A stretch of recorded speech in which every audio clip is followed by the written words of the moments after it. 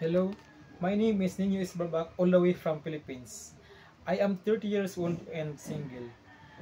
I've been currently working one of the biggest metalworking here in Davao City, Philippines for more than 9 years. I've been working using Ismao, Gmao, Ifkao, and Jitao. I've been welder for different samples items coming from walk-in customers. I've been a welder of structural parts such as I-beams. I also weld bomb sprayer for bananas and pineapple.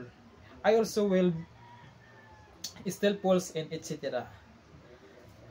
Sometimes as I appointed as being QEC when the QEC was not around. And I remember those days, one of my colleagues, or we can say one of the company's head, offered me to become a QEC, but my supervisor declined it because, as he said, he will lose one of the great welder. And that's all. Thank you.